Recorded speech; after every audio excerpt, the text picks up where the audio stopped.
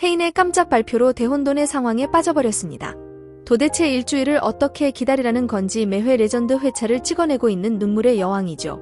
이 정도면 힘들게 한 주를 기다려야 하는 시청자들의 눈물을 예고해 만든 제목인가 싶기도 한데요. 현기증이 나고 너무 기대가 되기 때문에 11회를 보면 기자간담회 이후 혜인이의 병에 대해 온 가족이 다 알게 된다. 모두에게 각기 다른 감정들이 교차하는 와중 혜인의 진심을 느낀 현우에게도 더 복잡한 감정의 소용돌이 치기 시작하는데, 한편 퀸즈가 모두 합심하여 은성과 스리가 눈에 불을 켜고 찾고 있는 만대의 비자금을 가로챌 계획을 세운다. 까지의 글을 볼 수 있습니다. 아주 흥미진진한 상황들이 되겠죠. 먼저 가장 충격적이었던 혜인의 기자회견으로 가족들 모두가 혜인의 병을 알게 된 상황이 어떤 장면들로 연출될까 굉장히 궁금한 상황이 왔는데요. 그 누구보다 반응이 궁금한 인물이라면 혜인의 엄마인 선화와 수철이가 아닐까 싶습니다. 이어진 예고 영상을 통해서도 불안한 병원 장면과 함께 울고 있는 수철과 선화의 모습을 비추기도 했는데요. 특히 선화의 반응 때문에 울컥할 순간들이 쏟아질 것 같아 보이죠. 사실 그것이 혜인에게 엄한 엄마가 될 수밖에 없었던 이유인 것 같다. 혜인은 오빠의 죽음과 어린아이의 상실을 겪는 엄마로서 극심한 충격을 받았기 때문이다. 그래서 혜인은 오빠 대신 살아남았다.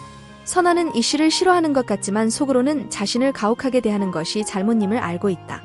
혜인의 병을 알게 된 선화는 혜인이 쓰러져 병원으로 달려간 후 정말 가슴 아픈 순간에 오열했다. 내 생각엔 우리가 그걸 보게 될 것 같아요. 절대 죽거나 말거나 쯤의 반응을 보일 반전 선화는 등장하지 않을 테니 시청 전 티슈 한가득 챙겨야 하지 않을까 싶네요. 그리고 현재 드라마 내에서 가장 큰 시련이란 시련은 다 겪고 있는 수철이 또한 걱정이 되는데요. 자신 때문에 퀸즈가 망했다 생각하고 아내와 자식은 사라져버린 상황에서 하나밖에 없는 누나가 곧 사망한다는 소식을 접한 수철. 제정신으로 서 있을 수 있을까 싶을 정도로 사실 가장 힘든 시간을 보낼 인물이 되지 않을까 싶은데요. 지금과 같은 성격을 가진 수철이라서 정말 다행이지 않았나, 이런 사건들을 겪어야 했기 때문에 수철이의 성격을 지금과 같이 만들 수밖에 없지 않았을까 싶어 보이기도 합니다. 이어진 예고 영상 중 현태에게 권투를 배우기 시작한 수철이의 모습을 볼 수 있었는데, 아마도 힘든 시간들을 이겨내기 위한, 그리고 모든 시련의 원흉 윤은성을 때려 죽이고 싶은 욕망이 담긴 선택이 아니었을까 싶죠. 현태가 왜 도장을 운영하는 설정을 가지고 있었는지 조금 궁금하기도 했었는데 역시나 눈물의 여왕의 그냥은 없었습니다. 선수 출신 현우를 만들기 위한, 그리고 윤은성을 때려 눕힐 수철이를 위한 설정이 아니었나 싶네요. 아무튼 철없는 수철의 모습을 보면 참 마음이 아플 것 같습니다. 그는 돌아와서 그의 여동생이 불치병에 걸렸다는 소식에 큰 충격을 받을 것입니다. 하지만 남은 여행 기간 동안 퀸즈를 다시 만나고 다혜와 건우의 회복을 도우며 누나가 건강을 되찾는데 가장 큰 도움이 될 것이다. 충실한 청취자로서 그가 인간으로 환생하기를 진심으로 바랍니다. 그리고 퀸즈 가족들도 그렇지만 이번 10화에서 등장한 혜인의 병에 대해 알게 된 봉해의 장면도 너무 가슴 아팠죠.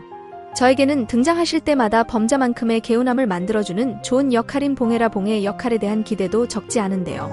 범자를 제외한 가족들 중 가장 먼저 병에 대해 알게 되었다는 점도 그런 부분에서 현우가 가장 의지할 수 있는 인물이라는 점, 그리고 혜인이를 정말 딸처럼 아끼고 이뻐하는 봉해이 혜인에 대한 무한 사랑을 통해 봉해 역시 혜인의 머릿속 종양을 사라지게 하는데 큰 역할을 해줬음 하는 기대를 가져봅니다.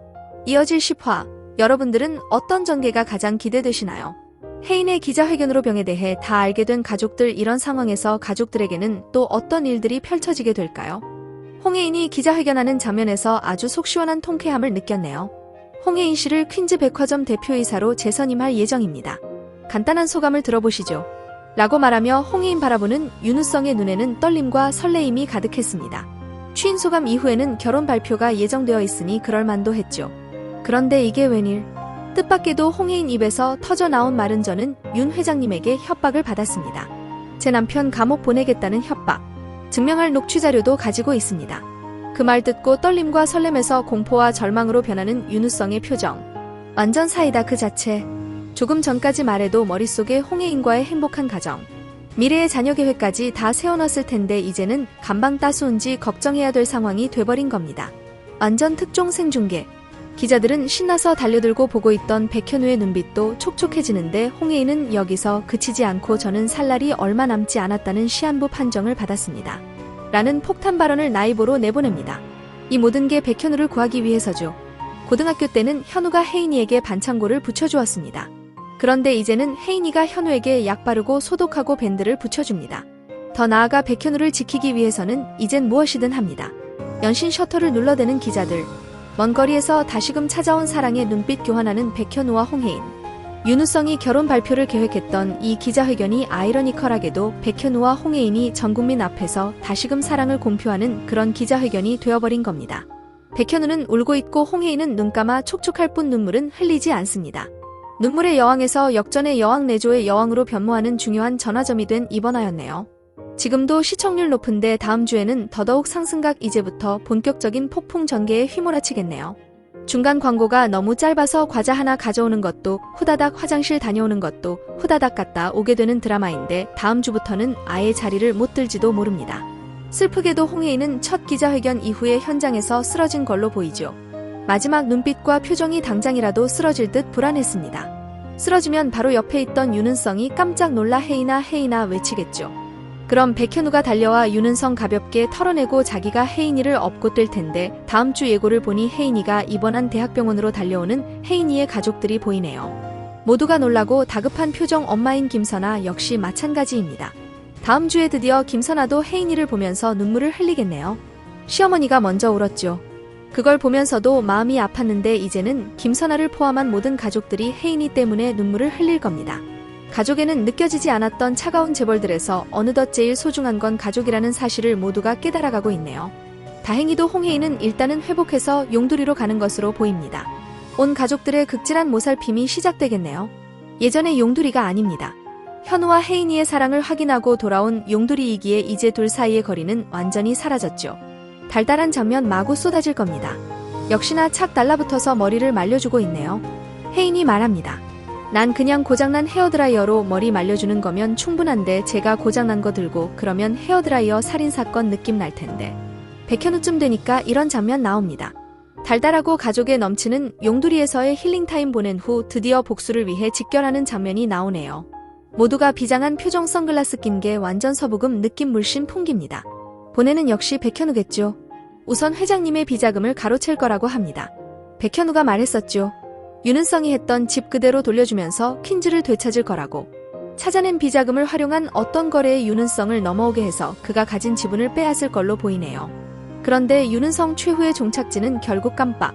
이번 화에서 윤은성이 말했던 게 있죠. 홍혜인이 백현우의 부정행위가 뭐냐고 물으니 없는 이유라도 만들어내겠다고 했습니다. 자기가 뭘 고르든 백현우는 전가자가 될 거라고 했습니다. 똑같이 돌려받는 인간 보세기관인데 백현우는 당한 그대로를 돌려주겠다고 했으니 윤은성의 최후는 깜빡일 확률이 87% 이상. 제주나 오서와 먼저가 있는 더글로리의 박연진이 반가워할 수도 있습니다. 그렇게 백현우 홍혜인을 필두로 해서 강렬케 간 복수국을 펼치게 될 텐데 이 복수에 천다혜가 언제 합류하는지가 중요합니다. 도망가서 아예 안 나오고 있는 조이서와는 달리 자꾸 화면에 계속 나오면서 홍수철에게 마음을 돌릴 듯 말 듯 은근한 시그널만 흘리면서 아직은 돌아서지 않고 있죠.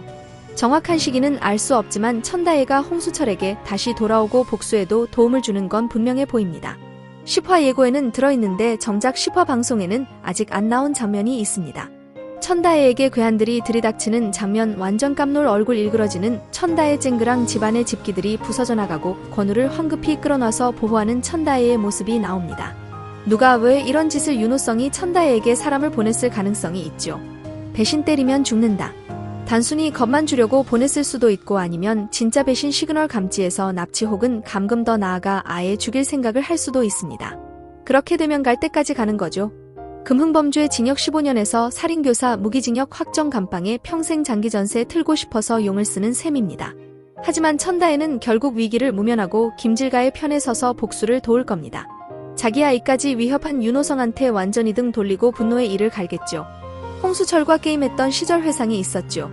자꾸 순진하게 앞만 보고 가니까 당하지 뒤통수 조심하라고 라면서 바리톤 분노의 화음으로 버럭하는 게 꼭 자기가 남편 뒤통수 우드려 깔 것 같은 느낌이었습니다. 겁먹은 홍수철이 자기 화났어 보르니 세상은 그렇게 만만하지 않으니까 제발 뒤통수를 조심하라고요 라고 말해주네요. 진심이고 걱정과 연민이죠. 게임과 뒤통수를 통해 보여지는 천다혜의 남편을 향한 마음 작가님이 참 함축적으로 재치있는 설정을 넣었다는 생각이 들었습니다. 홍수철의 게임 닉네임은 건우파파 천다혜는 건우마마 재밌는 건 홍수철의 건우파파 닉네임 밑에 오직 너만 사랑하는 바보라고 소개 글이 써 있었습니다. 다이바라기 깨알 같은 디테일 그랬던 시절을 회상하며 하염없이 건우마마가 게임에 들어오기만을 기다리는 홍수철. 그러다 드디어 건우마마님이 접속하셨습니다. 옛날 영화 접속의 그리운 로맨틱 감성이 다시금 살아났네요. 홍수철은 드디어 접속한 천다혜에게 다급히 메시지를 보냈죠. 건우의 예방주사 접종 기록 확인서 어디에든지 이거 보여주고 꼭 맞춰라면서 접종 확인서 사진과 꽤나 긴 메시지를 보냈습니다. 그걸 보고 천다혜의 마음이 흔들리는 걸 보여줌과 동시에 이 게임에선 사진과 긴 메시지도 보낼 수 있다는 것 시청자들에게 자연스럽게 전달한 셈이 됩니다. 게임 메시지 설정이 이번 한 번만 쓰이기 위해 나온 건 아닌 것 같네요. 더 극적인 사건이 있을 것 같습니다. 다음 화 예고에 홍수철이 복싱을 배우기 시작한 게 보이죠. 결심한 계기가 있을 겁니다. 그리고 예고에는 있지만 아직 방송에는 나오지 않은 다혜 건우가 위험에 처했던 장면이 있습니다.